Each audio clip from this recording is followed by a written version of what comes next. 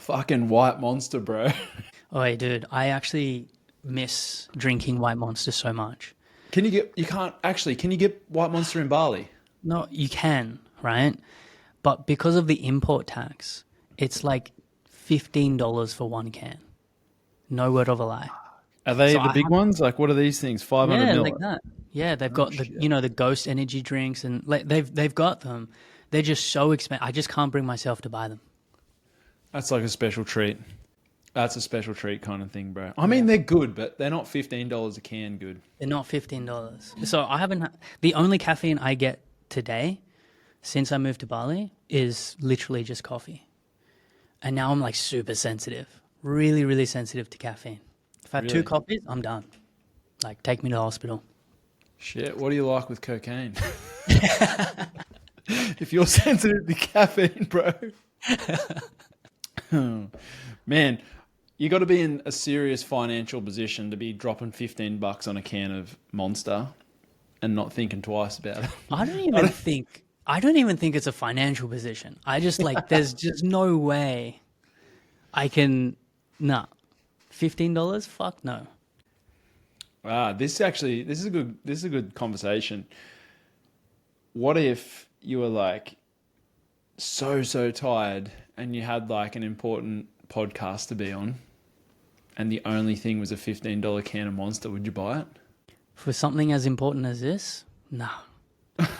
Yeah, but like No, I would. but I like would. a really important. Let's say like you're going to, meet up at a studio with like someone that you've looked up to for a long time and you're like, fuck, man, I am tired. I barely got any sleep. All I need is a quick hit of caffeine. And then you go into the store and there's a can of Monster with Creed playing in the background. It's like, hold me now. And then you go and it's $15.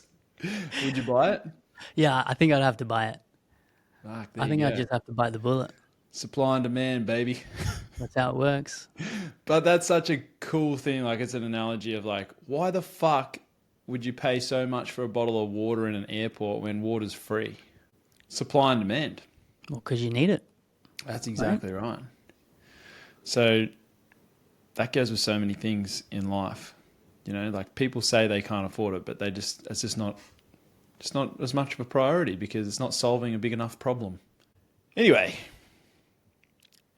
I hope everyone's had a good week. Thanks for everyone that listened to episode 1 of the Fuck or Suck podcast.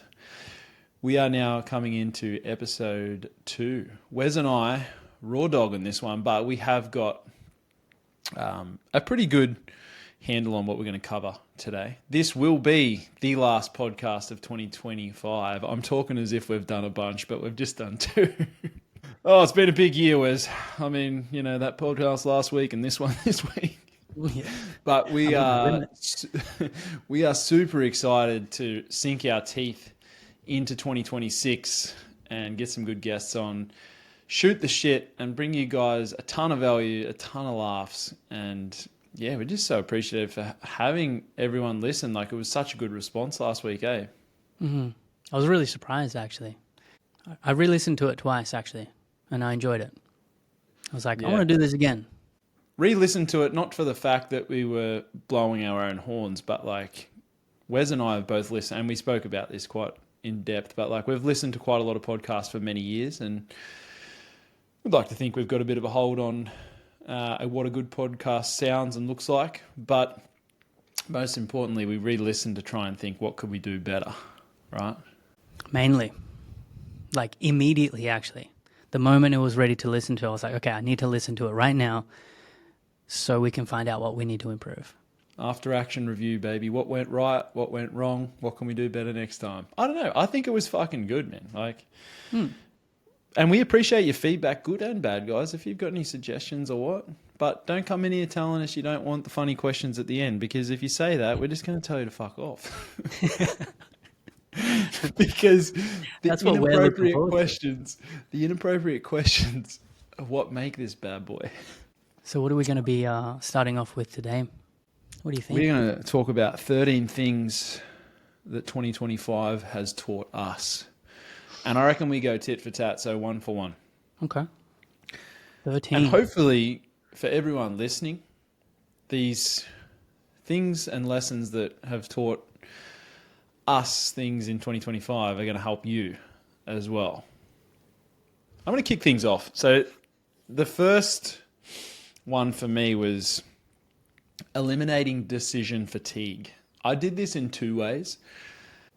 The first way didn't work out really well. So I decided that I was going to start wearing the same outfit every single day.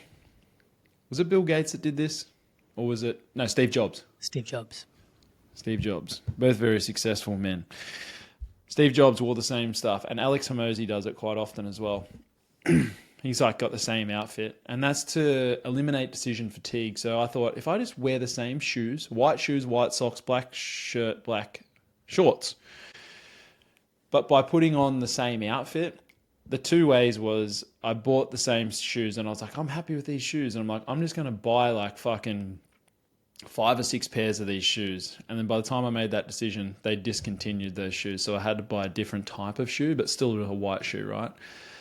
But the main thing I want to focus on was the black shirt. Like, so many people ask me, do you own anything else, or do you just like bulk film your videos on one day, or what's the go? And I'm like, nope, my wardrobe is just literally a black shirt and the same shorts. Well, the same shorts times 5, white socks, white shoes. And I was finding that I was spending a lot of time in the mornings thinking of what to wear. Whereas I was like, who the fuck am I? And depending on what mood I was in, I was like, what am I going to wear today? And I was like, some days I'd feel like a bit more colorful. And then other days I'd feel like just wearing black. And then some days I'd feel like wearing a tight shirt. And other days I'd feel like wearing a loose shirt. And I was like, bro, this is getting too much. And I know this sounds silly maybe for some, but I was like, what if I just found a good fitting shirt, same color, no thought? And bro, it has cleared space in my fucking mind. I get up in the morning and I shower, I do my skincare routine, and then all I got to do, pop on that black shirt, black shorts, white socks, white shoes, stretch and go to the gym. Like that is it. Like it eliminates. And then What about when you're going out for a nice dinner? black shirt, black shirt, black jeans, white shoes. Nah, I've got a couple of different outfits, but I am a bit of a cartoon character on my outfits. Like I just kind of wear the same thing. I found, I've got a black, I literally do have like black pants, black shirt, black shoes. And then if I'm feeling like a little bit more, depending on like the venue, I've got like, the brown chinos, the white shirt, and the brown boat shoes. And that's literally it. That's it. That's I very don't waste my minimalistic. time, bro. Like people, for a start, like nobody really gives a fuck what you're wearing as long as you look nice and you suit the occasion. But then the second thing, like I don't want to have to think about that. It's like sometimes Cara, my partner, she's like, I don't know what to wear. I need to go get a new outfit. I'm like, babe, just wear what you got. It looks fine. But I understand, like obviously, you know, with buying new clothes, you know, it gives you different types of endorphins and that sort of thing, and it's good to feel good and look good, you know what I mean? Like I'm not saying don't go out and buy new clothes, but for me personally, I just love eliminating that decision fatigue where I'm just like, my main focus is my clients and my business. So I just want to put all my energy into that and not have to worry about external decisions. But I'll tell you what, there is, I mean, us as humans, I would say mainly in the first world country side of things. Obviously, I live in Bali, so I get to see firsthand what people are living like in, you know, third world countries. And I'll circle back to that. But we're moving house in 2 days. We're moving about 15 minutes north. And AJ and I, AJ's my wife, we decided to do a bit of a cull and get rid of a bunch of shit because we've just accumulated stuff, clothes, just rubbish, right? Anyways, we went through our wardrobe and we ended up getting rid of a huge pile of clothes that I just don't wear anymore. And every single piece of clothing item, I could remember the exact time and day that I actually bought that thing. And I'm like, I've worn it maybe twice. I'm like, why the fuck am I getting that? And my housekeeper, she's Balinese, and she's just like shocked. She's like, "Really? Like you're getting rid of all of these clothes?" And I'm like, "Yeah, I'm not going to wear them." And she was just beside herself. And I was like, "Look, you can take them, give them to your boyfriend, give them to your family. That's fine." And she was over the moon. But she asked me a question. She was like, "Is this spring cleaning?" Because she's seen it in movies and stuff. And I was like, "Yeah, I guess you could call it spring cleaning." And she was just like, "Wow," because that's not a thing to them. They can't just buy and accumulate shit like we can. And it really made me think, like, what the fuck am I doing? I like that. I'm trying to research the guy that basically put all his stuff in the basement and then like only brought things up for a certain amount of time. And if he didn't need them after X amount of time, he got rid of everything. Have you heard about that? I've heard something similar. Is that a book or a movie or something? I don't know. But it's kind of like when you move house, you know, when you move to a new house and then you don't unpack everything and then just shit ends up staying in your garage for like a year and then you go back through it and you're like, well, obviously I don't need it anymore, right? May as well get rid of it. How does that reflect into, and without even going too deep, because we're going to get through 13 of these, but like that can go deep into other aspects of your life that aren't even materialistic. Like, what are the things that we hold on to in our mind that, do you know what I mean? That are taking up fucking space when you don't even actually need to use it.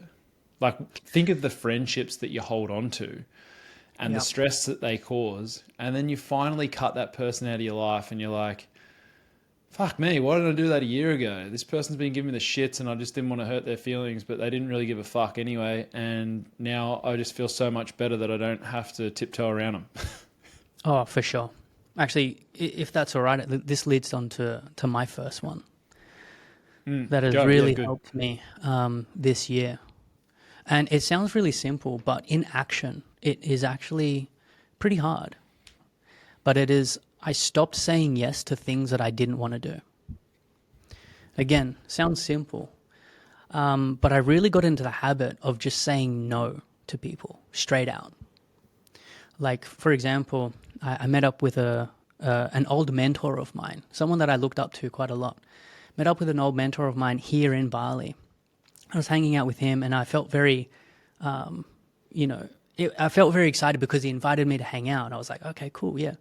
Anyways, we're sitting there. It was just myself, my mentor, and another guy that he was mentoring. And my mentor said, hey, what do you guys want to do? Do you want to go to like a beach club? Because we're just sitting there doing nothing. And I just, without even thinking, I just said, nah, sounds shit. And I didn't realize I said it, right? And then afterwards, this was an afterwards thing. The other person that I was there with, he was like, dude, I can't believe you, he was like, that was so cool. I can't believe you just like straight up said no. And I was like, oh, did I? I didn't realize. But what that was just my genuine desire was to not go to that fucking beach club. I did not want to go. So I just said no. But so many times in my past life, no, not past life, in history. You're incarnated, motherfucker. I have definitely been the one to just say, I've definitely been the one to just say yes to things because I felt like I needed to. But stop saying yes to the things that you don't want to do is a very freeing thing to get into the habit of. Yep. And just on that, you don't need to give a reason as to why. Like, if someone says, can we catch up for coffee? And you don't want to, you don't have to give them an excuse. You say, no. I said, no, can't catch up for coffee. And just bathe in that. Don't have to give them like, oh, it's because of this, or, it's the kids, or I think I'll have to check with my wife. Like, just take ownership and fucking say it. Nah, I'm not available. It's uncomfortable in the beginning, but the more you say no, the easier it becomes. Yeah. And the more freeing you feel. And bro, people will respect you more for that. Ironically. You know what I mean? Actually, people do. And then it becomes the norm. They end up looking at you as the person that just says things straight up. And like that is a very trustworthy thing. 100%. And people, like I've got very few mates that are like that. But the ones that are, you very respect their time, for one. You fucking respect their time. And you just look at them differently in terms of like how they hold themselves. It's like, man, this guy, like, he's not here to fuck around. Like, if he doesn't want to do something, he'll just say no. And then, it's not them coming from a nasty place. It's like they're not being nasty the way they say it. It's just like, say, no, can't make it on that day. And then when they say that, you don't ever ask for a reason why, because you know what they say holds weight and they're saying it for a reason and you respect that. So I think getting and becoming that type of person, if you're not currently that person, you probably will get some pushback in the beginning, but eventually people understand who you are and respect that. For sure. People don't pay for information. People pay for implementation. That was my second one that I wanted to bring up. And as a coach over the past 12 plus years, I have always tried to educate my clients. But this year really taught me how important it is to really go into depth, depth on how everything works in terms of not just giving clients a training and nutrition plan, support and guidance and check-ins, but actually teaching them the how, the what, the why. And that's a big thanks to you, Wes, and for us teaming up and coming together with the Fuck with the Lights On challenge and being able to really present that to clients in a way that makes sense and educates people on how to live lean for the rest of their life, right? Mm-hmm. So I think that was one thing, whether people know it or not, you can read all the books in the world.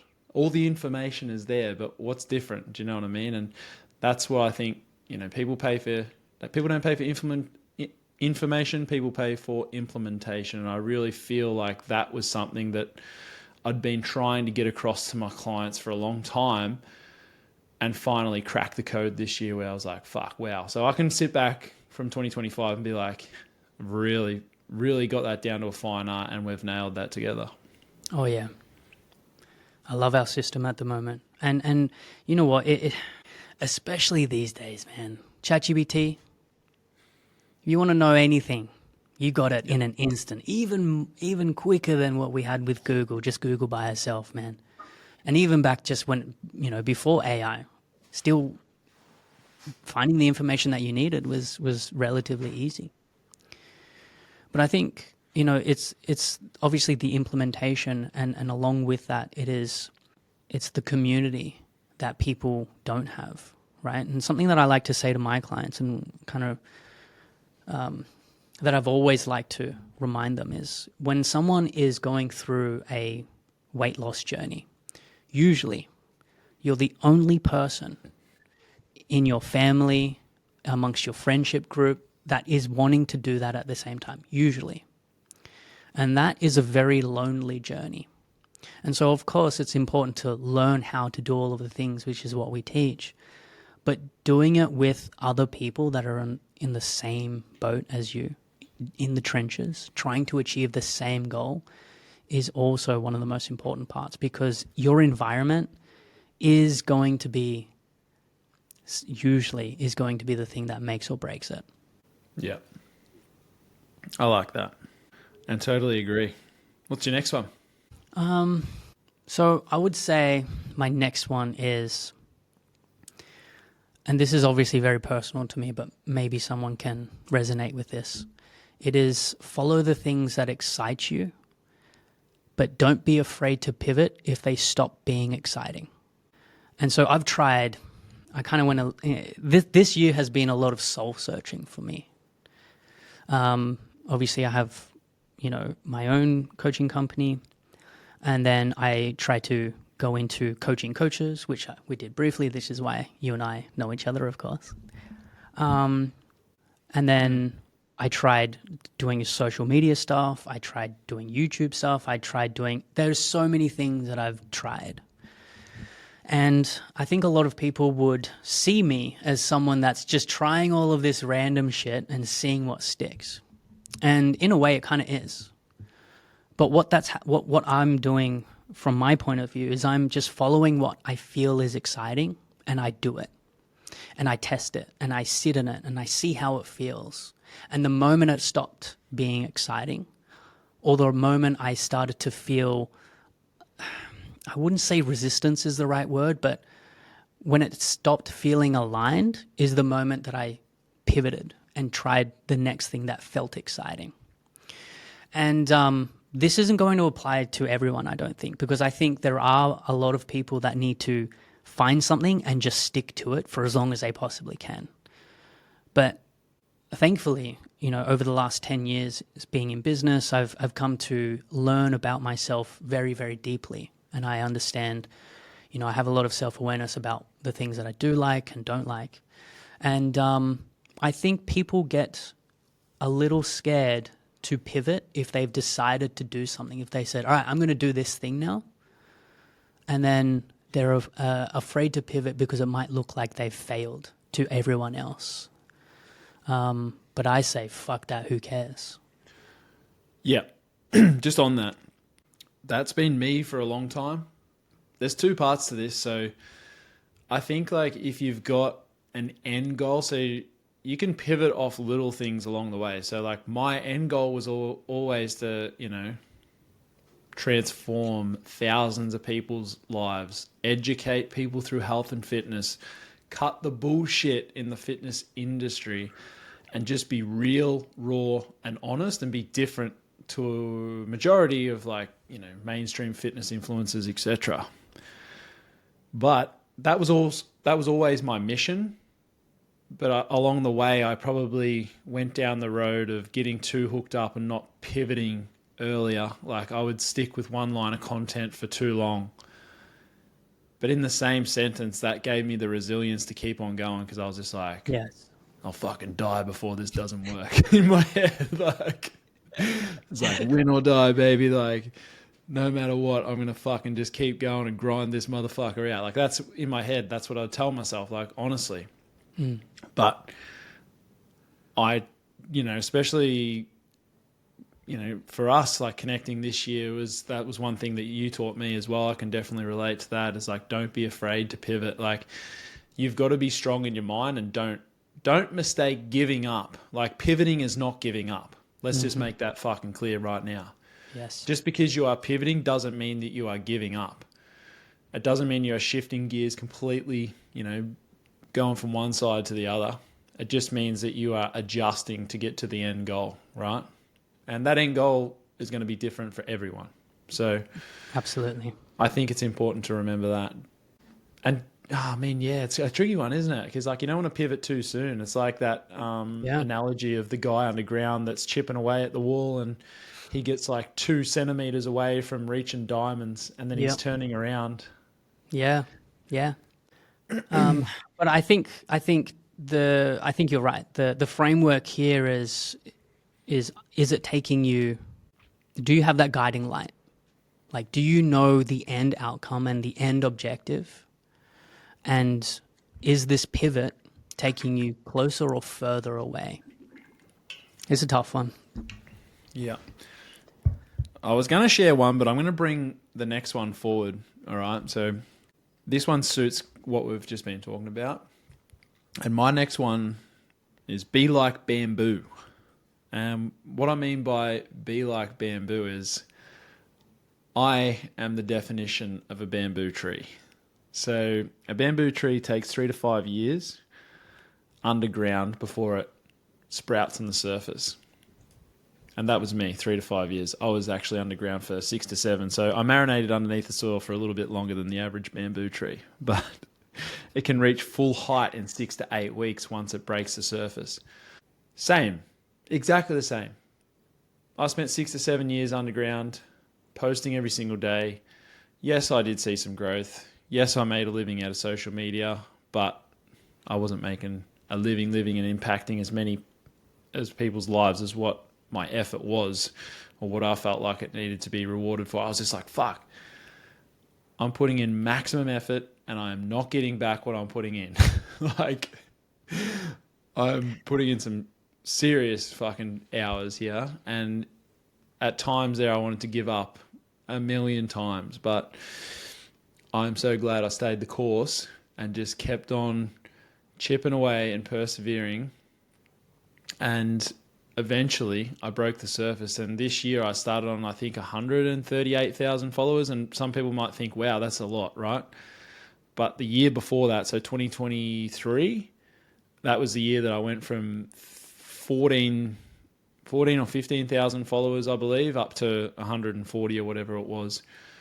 Fun fact, Wes, I spent 2 full years posting every day, right? 2 full fucking years.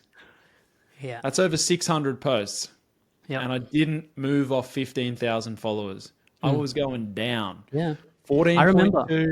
14.2, back up to 15, down to 14.3, back up to 15, 15.2, down to 14.8. I shit you not, bro. I was not going anywhere. When we first got into chat, so obviously we started following each other on social media, and I just remember thinking to myself, "Fuck, this guy's resilient, eh? He just doesn't stop," which is a good trait.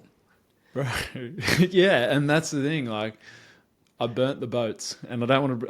I want to stick on bamboo, but I don't want to give another analogy. But like being like bamboo, that was me, man. I spent years underground, and I went from 142,000 up to as we stand of today, 1.6 million. I'm 1. This on Instagram alone, like TikTok as well. I'm about to hit 1 million. I'm 920 on there, and I've just hit 900,000 on Facebook. So combined, I don't even know what it is, but it's a lot. But I spent many years underneath and grinding it out. Do you know what I mean? So the other analogy that I was going to bring in, or the other saying, is one of my favorites, and it's one that I told myself back in 2014 when I started my fitness business. And this isn't a lesson because it's 2014, but I'm sure a lot of people listening to this will be able to relate. And that is, if you want to take the island, you must burn the boats. And I heard Tony Robbins say this, public speaker. If you don't know who he is, look him up. Tony Robbins, great public speaker, one of the best of all time. Anyway, he said, if you want to take the island, you must burn the boats. And that's what, in medieval times, what they used to do is they would get all of their soldiers to jump off the boat into the sea, and they would burn the boats behind them to take the island. And it was either you fucking win and take the island or you die. And I swear to God, I fucking swear to God, saying this on this podcast right now, that's exactly what I did. In 2014, I was like, I am going to make this business work or I am going to die. No plan B. And people would say, you need a plan B. And I'd be like, don't speak to me. Like, literally, I'm like, nah, I don't need my parents. I'm pretty sure they said, oh, what are you going to do if it doesn't work? I'm like, it's going to work. Like, I was, in my mind, prepared to fucking die for it or it was going to work. Like, there was no plan B. And I say that so strongly. And it's like, anyone that would tell me otherwise, I'd just be like, I would not listen. I would either laugh if they didn't mean anything to me. I'd just laugh and continue on if it was some idiot on Instagram or via email or whatever. But if like people in my circle, I'd be like, that's not me, man. That might be you, but that's not me. Like, this is working 100%. So it's funny that, and I don't know how, I don't exactly know how you would arrive at that kind of, because what that comes down to is just this like deep internal belief, like it's gonna happen. And I also had that too with my business, just with my overall life. Like, I just knew in my head, like, I am going to be successful. I am going to be successful. And there was no way anyone could convince me otherwise. I was living, for the first 2 years, I was living pretty much off mum, right? Thank you, mum, if you're listening to this, for keeping me afloat and buying me groceries. But so many people, because I quit a full-time job, I had, ability to climb the ladder, whatever. And I had so many people saying, are you sure? Like, are you sure about this? And in my head and in my heart, I was just like, abso-fucking-lutely, this is going to work. How do you arrive at that? I've never reflected, to be honest. Just born with that dog in you. Just in ya. No, like I did it through obviously my upbringing with, I was fortunate enough to have a very good upbringing from my parents. And I was fortunate enough to be put into really hard work being a sheep shearer early on at the age of 16. And that built just fucking resilience, man. Like I go on to it. Like everything relates back to shearing for me. Like, bro, unless you've worked in that condition, like you don't know. Like, and there is, in the moment I was like, this is the hardest job in the world. But obviously, there's a lot of hard jobs in the world, but that taught me enough mental resilience to be able to stick with me for the rest of my life. So yeah, I just take it back to resilience and the things that I had experienced. I experienced a bit of a different upbringing. Like, I hunted a lot for my food. I was very outdoorsy. I learned how to start a fire. I learned how to camp. Those Boy types Scouts. of things. No. Just me and my old man and my brother, bro. None of that fucking Boy Scout shit, bro. We just go out to the bush, True. We'd hunt. This is like something that I never spoke about, but we would hunt a lot, and we would hunt ethically to survive. Obviously, we weren't.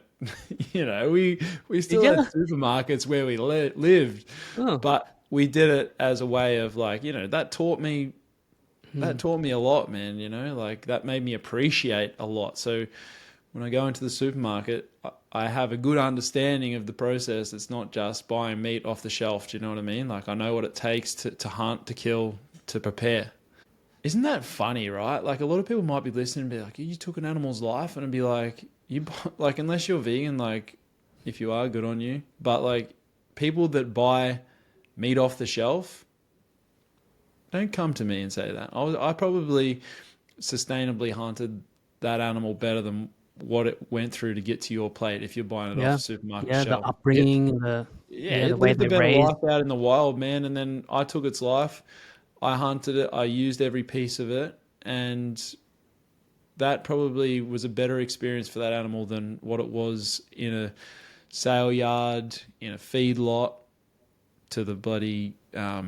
to the butcher, like all those types of things, to the kill house, all those types of things. So, yeah, we'll leave it on that. I don't know how I even ended up there, but that was the building resilience, man, building resilience, and like experiencing those types of things all led me to that belief. I was like, man, if I can hunt my food, if I can shear 250 sheep a day, I can build a fitness business. That'll be a walk in the park. It wasn't, but I had the mindset. It took me 14 years of grinding to do it, but we got there just because of that mindset. Like I was like, fuck this, man, win or die, I can do it no matter what. Nobody's going to tell me otherwise. And if you want to try and tell me otherwise, I'm either going to die trying, or that's going to be it. I can't fail, because if I fail, I died. So, Whose turn is it? Your turn. Is it my turn? Okay. So in 2025, a big thing that my wife, it's kind of like a mantra that my wife and I live by. And it is forget the shoulds, musts, and have tos. And so I think for you to understand how this applies, you first need to understand that myself and my wife, and Matt here as well, we all have very, very high standards. And I hold myself to such an extreme standard that a lot of the time I found myself very overwhelmed and very stressed because I was just trying to reach this standard. And something that's really helped me kind of bring myself back to, I guess, just grounded myself, is saying, forget the shoulds, musts, and have tos. So all of the shoulds, the musts, and the have tos that we put onto ourselves because someone said we have to do it this way, or we should do it this way, or we we must do this thing, we say, forget that. And we kind of have started to just live in the way that feels most aligned to us so that we can live with peace. And what happens, well, a funny thing that happened is if you want to move fast, what's the saying? If you want to move fast, what is it? Have you heard the saying, Matt? You're on your own here, man. If you want to move, is it like fast is slow, slow is fast, like that kind of thing? Yeah, say that again. So slow is fast, fast is slow. Is that what it is, or the other way around? If you want to move fast, I can't remember. Anyways, it was something.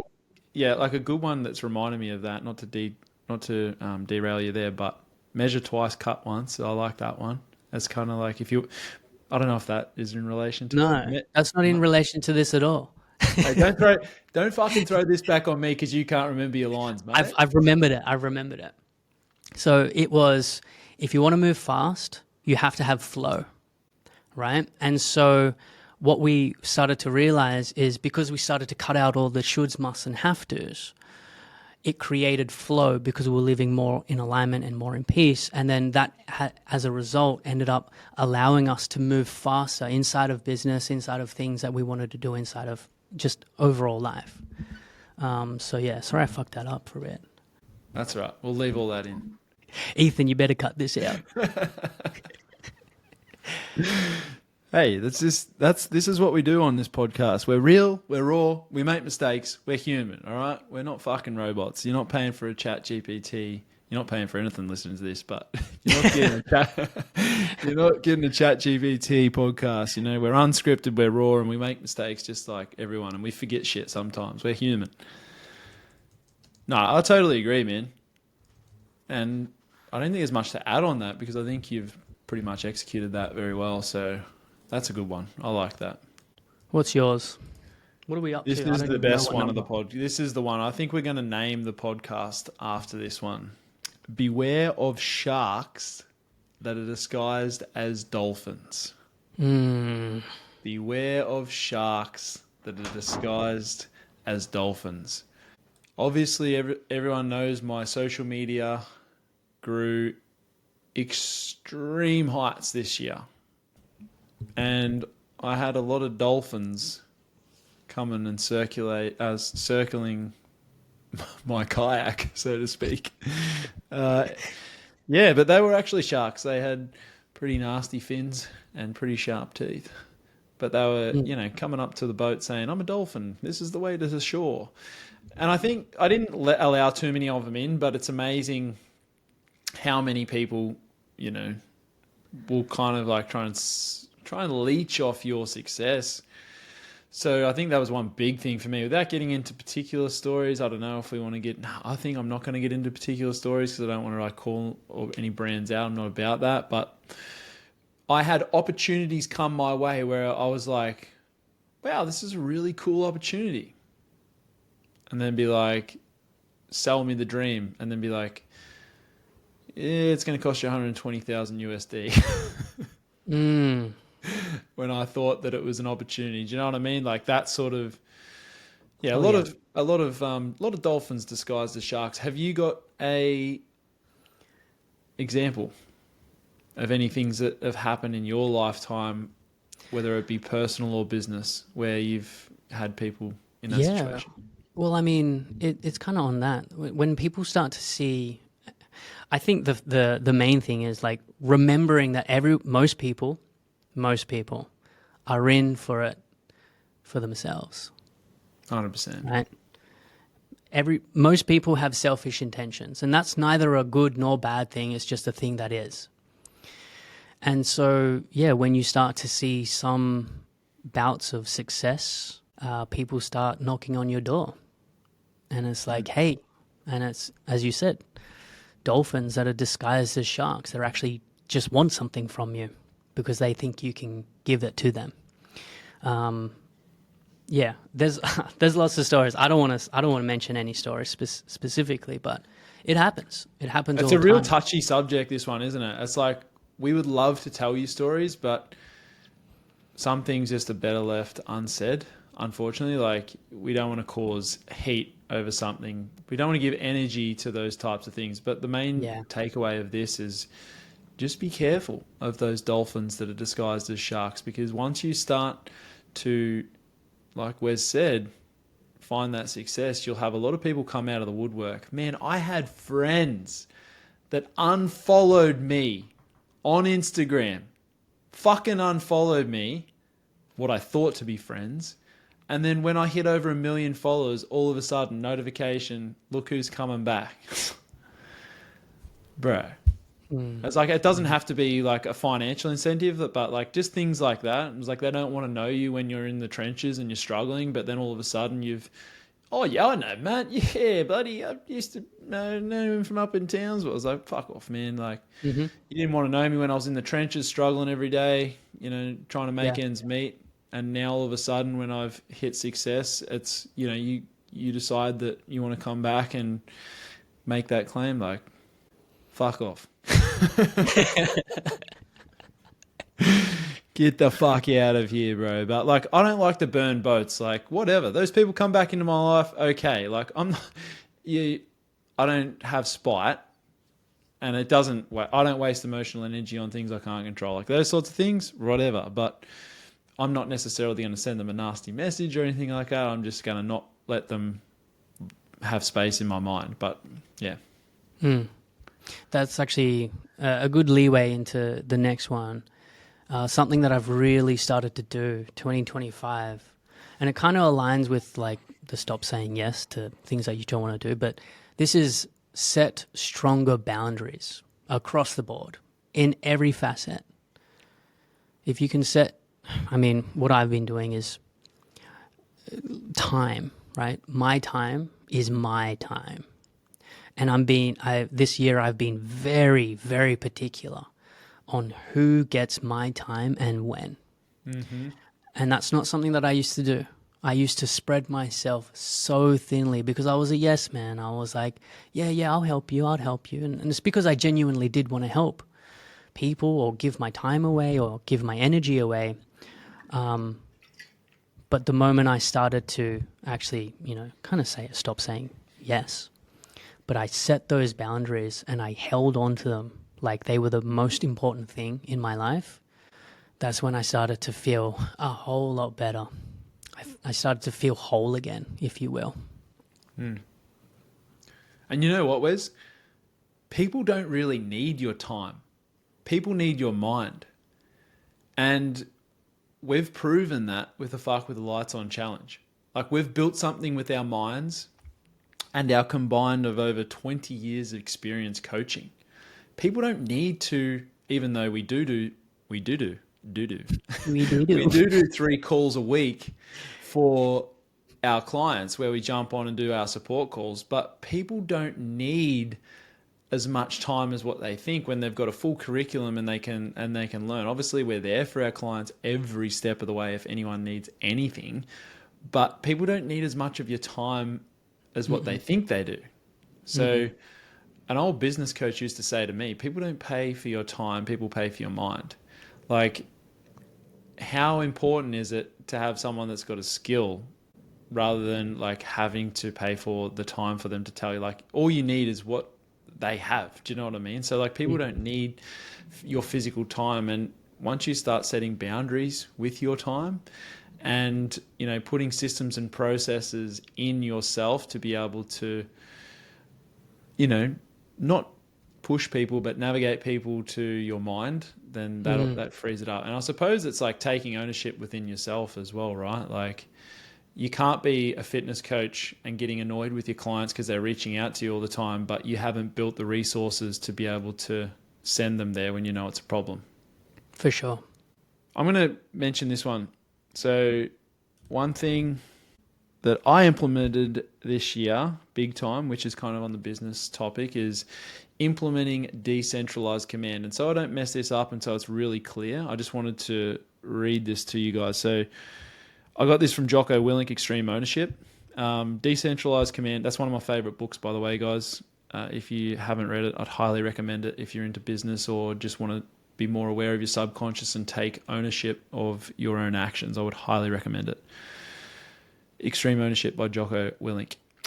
Decentralized command means the leader sets the mission, or the leaders in Wes and I's case. Decentralized command means the leader sets the mission, the intent and the standards, and then pushes the decisions down the chain, closest to the problem, for the people that are taking those roles. So one thing that I really struggled with in my business was trusting people and allowing people to be able to take load off by taking on roles. And this year I implemented that, but it wasn't until we built out the Fuck with the Lights On challenge where we had the systems in place, we got the right people on our time in our team, and we really made it clear on what our intent was and what their roles were, and really gave them the ability to be able to work within the business and make decisions themselves. And I think that was a really powerful thing from a business standpoint. For me this year personally was letting go, but then, doing it in a way where we set the boundaries as well. Does that make sense? Yeah.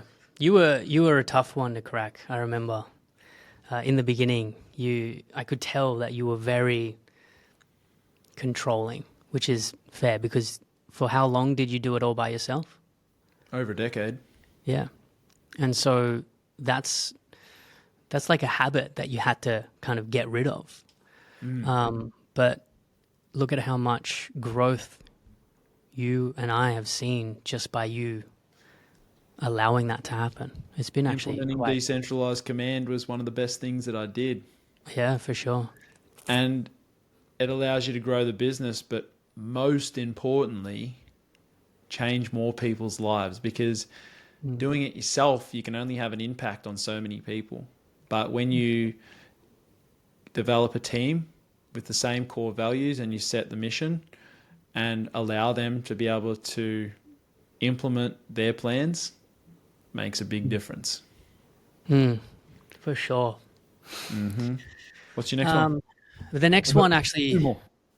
Yeah, the next one actually ties into that pretty well. 2025, I really started to align myself with people that share the same values as me. And so I think at the very core of it, it doesn't matter. What am I trying to say? What I used to think was, because I've been very business oriented pretty much the last 10 years. It's like the only thing that I really, really cared about. I just want to grow my business and I want to become successful, blah, blah, blah. And so I've done all the business coaching, I've had all the business mentors, and I've been a part of communities and rada. And I always thought to myself, I need to align myself with people that are successful, so they can teach me things and blah, that can help me catapult my business, blah, blah, blah. But what I realize is, no, that's actually not the important thing. The important thing is actually aligning yourself with people that share the same values and beliefs as you. Because if you don't share the same values and the same beliefs, it doesn't matter how far ahead this other person is. If you're not aligned on that level, then you are always going to run into a block. There's always going to be a block. But if you do share that same thing, then it is endless and you can just go as far as you want. That goes for business and relationships, whether that be intimate relationships or friendships. I feel like being aligned and having the same core values is so fucking important. Sure. And it will work out in the beginning in both of those situations with business and relationship if you possibly don't quite align, but if the core values and like the real, things that you have a standard, I can't even think of examples, but for example, if you don't like smoking and your partner smokes, that's going to be a real issue if you're like right against it. If you're right against drugs and your partner does drugs, that is going to be a real issue. It might not be in the beginning because you see past it because of the lust and the funniness and all that type of stuff, but in the end, that really eats up at you. And that the same thing goes for business, right? If you have little things like just your core values, if people are more so in it for money rather than changing people's lives when it comes to coaching, like that's not going to be a good long-term thing. And that's why we got along so well, is because our core values, our you know, our fucking passion for changing people's lives before business was like the key thing. And I think it feel like that for us, it was why we aligned so well. Oh, dude, I can't even tell you how many times I'd get a new business coach and I'd join a new community, and the only fucking thing they ever spoke about was how much money I collected this week. And I'm like, yeah, but what about how many fucking lives did I change this week? Why isn't that the key metric that we're looking at? Because if you change people's lives and you solve a real problem, then money will follow as a byproduct, you know? It just will. Right? You solve enough people's problems and actually help people transform, the money will come, and that doesn't fucking matter. The main thing is how many people can we actually help? And it was never a topic of communication that we'd have, or conversation, I should say. And so that's why obviously you and we aligned very well, because we said that to each other. I said that to you and you were like, yes, dude, I agree.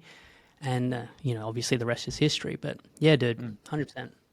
You can't read the label inside the jar. Now, I got this one off Jay Alderton. I did a podcast with Jay, who inspired me to spark up the Fuck or Suck podcast.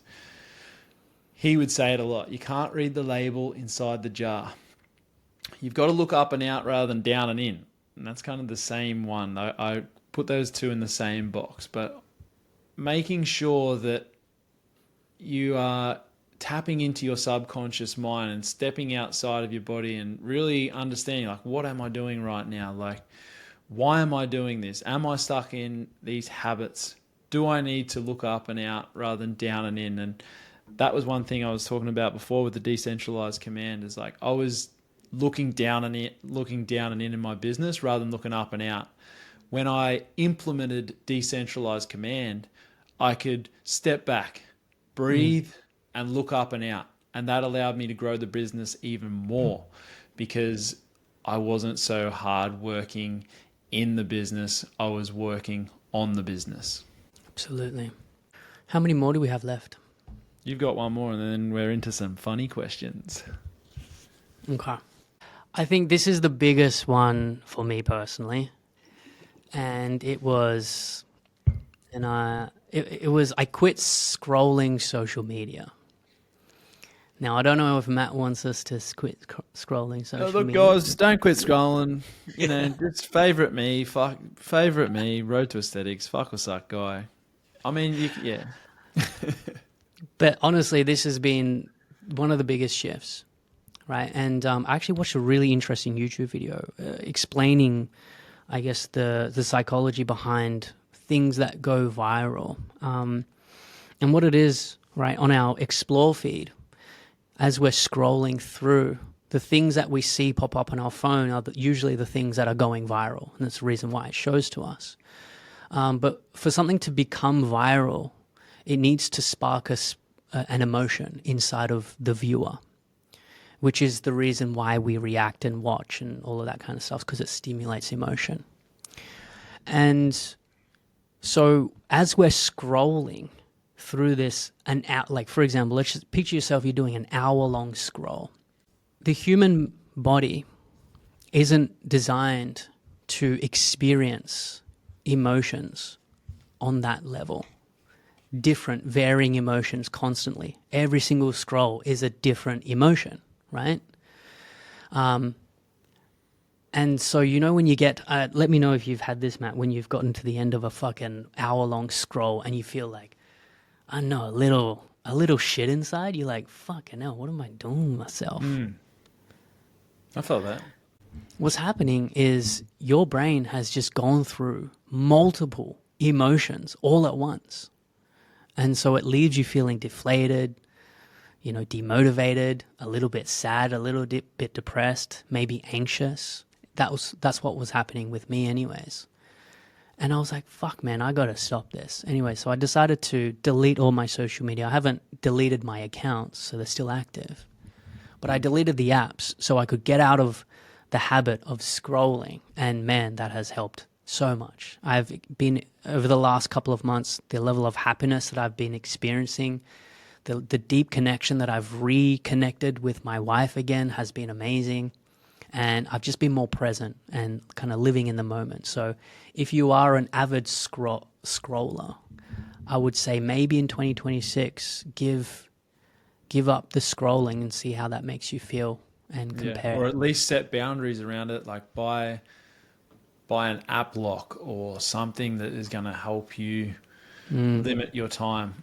I was speaking with a guy, well, not a guy, a mate last night. My mate Denzel, went for dinner with him, and he's about to enroll in the army, and he's going for his first, what would you call it? Not deployment. So he's going into training, and they take their phone away. And I was like, I actually envied him. I was like, man, that'd be cool to have some zero phone time. They get 30 minutes or 20 minutes a week. I was like, wow, man, imagine that. Imagine how detached you would be. And then all of a sudden you start appreciating reading books and listening to sounds and feeling, the earth underneath your feet. Those types of things all of a sudden become more appreciated and sensitive. So actually, there is I had one experience, right? Because I'm no longer on social media, I'm not scrolling, not seeing what my friends are doing. And I had a friend come and visit me here in Bali. And we had so much to talk about because I had no idea what he's been up to. And he didn't know what I was up to. And so we just had so much to talk about. It was actually, I was like, nah, this is cool. I like that.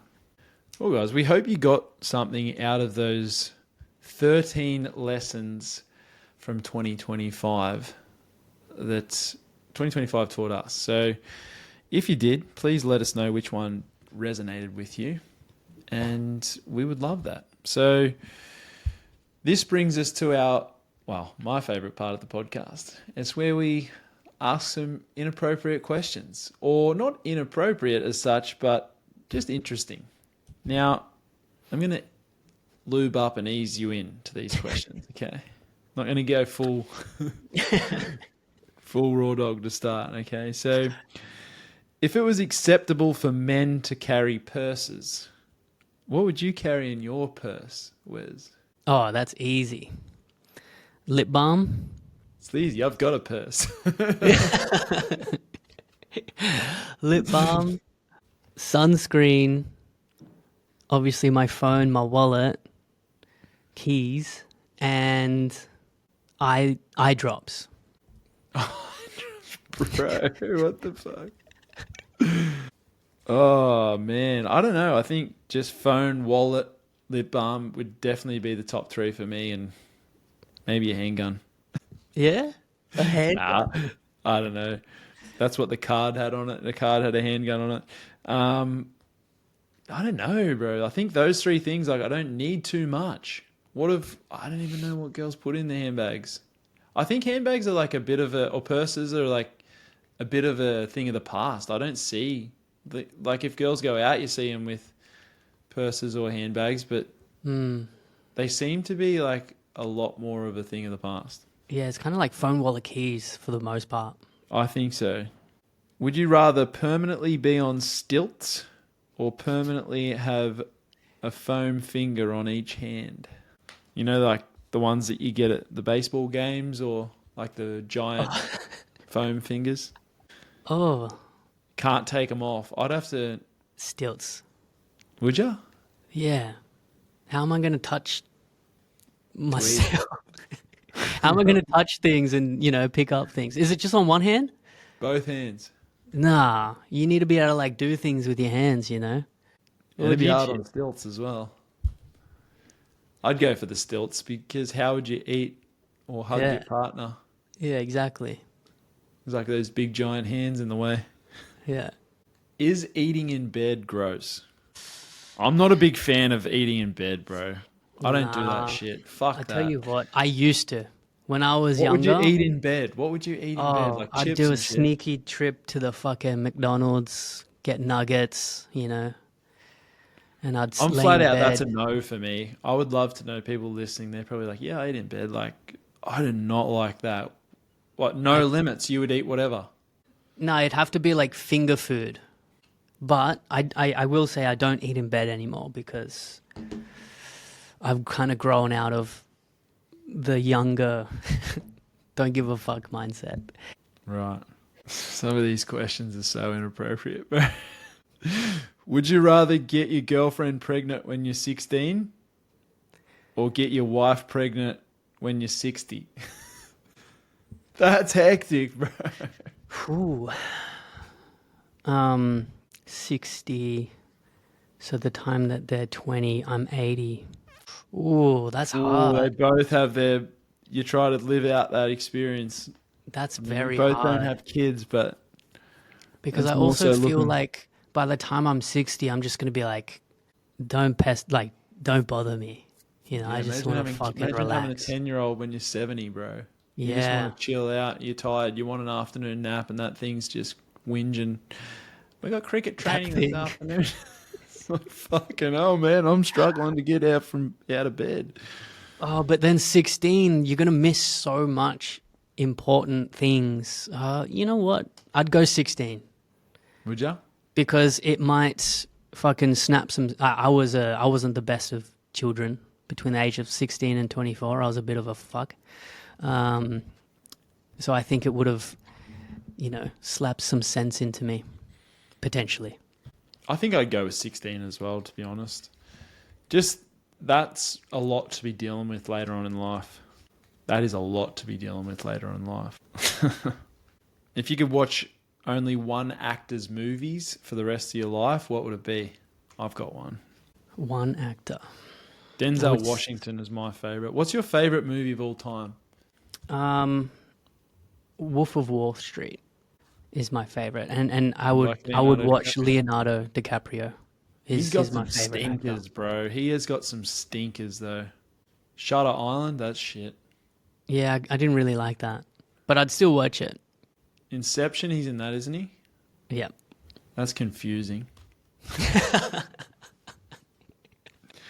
What's your favorite movie? Oh, my favorite movie is Dumb and Dumber with Jim Carrey, but That's a good movie. I like Denzel Washington movies. I like a lot of Jim Carrey movies too. I like his humor. Jim Carrey, Ace Ventura is up Ace there. Ventura, Pet Detective, mate. Yeah, Ace But Ventura. I just like his mannerisms and the way that he rolls. Yeah. Like Dumb and Dumber 2 was really good sequel, I felt, to Dumb and Dumber. Yeah. But original Dumb and Dumber, bro, that's one of those movies where you can quote it, watch it, just never gets old. But in terms of having to pick one actor, I think I'd go Denzel Washington. I feel like he's got so many banging movies, and even his not so good movies are still watchable. Do you know what I mean? Like, I really enjoy his Equalizer movies 1, 2, and 3. Yeah? Yeah, bro. I thought they all fucked. Even number 3 was actually probably my favorite, which normally sequels I do not like, but like he's got some average ones like Unstoppable, Taking of Pelham 1, 2, 3, where I'm just like, yeah, still watch them. They're still alright. Some of them you kind of always predict the ending of them, but he's got old bangers like The Bone Collector and Bone Collector's good. Deja Vu. Yeah. Oh, one of my favorite movies of his back in the day was Inside Man, bro, where they robbed the bank. Have you seen that? Yep. Great movie. That's a good movie. That's a very Inside good Man, movie. great movie. If you haven't seen that, go and watch that movie. Yeah, I just think he's cool as shit. Would you rather randomly stub your toe, get a brain freeze, or bite your cheek 3 times a day? Fuck, man. Why is stubbing your toe extremely painful, but if someone else stubs their toe, I lose my shit, bro? It's like the funniest fucking thing ever to see someone stub their toe. Why is that so fucking funny, man? If I see anyone stub their toe, lose my shit, bro. Cannot control myself. It's like the hop that they do after they stub the toe. And it's like that hop and the grab of the toe where all the other toes curl up. And it's like, It's yeah. And they curse him out. It's like, you fucking bastard. it's just a funny thing. Like if someone breaks their arm, that's not as funny as someone stubbing their toe. I suppose because like a toe stub, it's like, even if they break their toe, it's not the end of the world, but it's funny. Have you broken a bone before? Well, actually, funny enough, I have broke my toe. And it was not funny, bro. Oh, my big toe, bro. I broke it. I was at a bodybuilding competition, not competing myself, but I was watching one of my mates, and I ran up the stairs and it was dark and I only had thongs on and fucking stubbed my toe. Oh, Man, it's gnarly as like the big toe. Like Yeah. real swollen knuckle. Couldn't Yeah. put a shoe on for like 2 weeks. bro, Still that's trained through tough. it, but yeah, it was fucked up. I'd go brain freeze. Easy choice. Oh, do you know the trick to losing a brain freeze is apparently pushing your tongue on the roof of your mouth? No, you want to put your thumb on the roof of your mouth because usually your tongue is still cold. So, Is it the pressure? It's the pressure though, isn't it? no, it's the heating up. Oh, is it? There you go. What if you were to put something hot in your mouth? I think it would get Surely rid of it it's got something to quicker. do with the pressure, bro. I thought it was just heating it up. I fucking hate biting my cheek too. That's real. And then once you bite your cheek once, and then it's swollen a tiny bit, and then you just keep catching it throughout the day. Yeah, I'm going to go with brain freeze as well. At least it goes away quickly, and you kind of like learn to slow down if you're eating ice cream real quick or drinking a milkshake. All right, one more. Let's go. Do you think that you could beat any creature on Earth if you had 2 samurai swords? No. No, there is no chance. Remember that fucking rhino we were talking about last week? No way you No, could there is fucking no beat that thing chance. with 2 samurai swords. No, I wouldn't even know what to do with 2 fucking samurai swords. No, I think I'd be more efficient with 1 samurai sword. But yeah, if I had 2, I think I hurt myself. I couldn't bloody kill a fly with 2 samurai swords. I feel like I want to go one more. I love these questions, guys. I fucking love them. Let's do it. Here we go. This is a good one to finish on. Would you rather have your internet history made public or a sex tape that goes viral?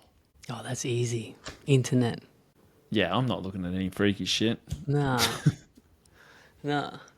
That's the easy one. I wonder genuinely though, like if people do get up to some freaky shit listening to this, you dirty dogs, you're probably just like, oh, fuck, I'd hate for that to go viral. Yeah, nah. That's Yeah, because I'm happy that I haven't got a porn addiction or anything like that. So, yeah, that was an easy one. That was a bit of a fizzle, wasn't it? yeah, that was a fizzle. Were you expecting something from me? I was expecting. I thought I might have caught you out. No. Fuck, do you reckon you could count to 1 million? Would you rather count to 1 million for $1 million? Or so would you count to 1 million for $1 million? You were locked up in an empty room until you're finished. Fuck. Fuck, imagine the pressure of that. All right, think about this. You are locked in a room.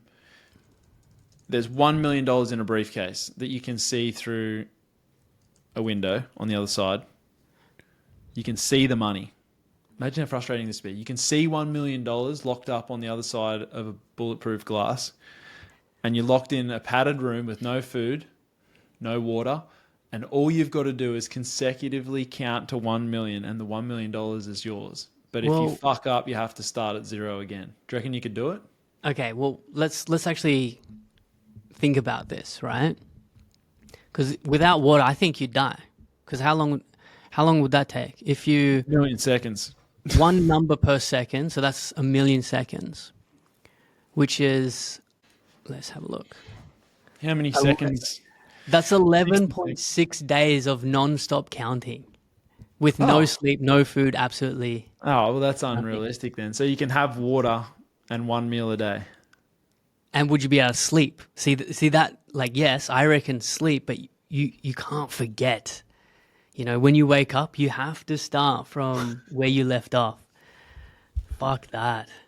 I couldn't do it, bro. There's no way. I reckon What was you'd the go other option? insane, eh? That'd be frustrating especially if you could see the money as well, and you know. Yeah. I wouldn't even want to do it for $1 million, bro. Money doesn't even mean that much to me. Fuck that. Who cares? I feel like it's a waste of time. I reckon you'd literally almost go insane. Anyway, we're gonna finish up there, guys. Thank you so much for listening if you made it to the end, and thanks for being a part of our podcast for 2025, the whole 2 podcasts that we did.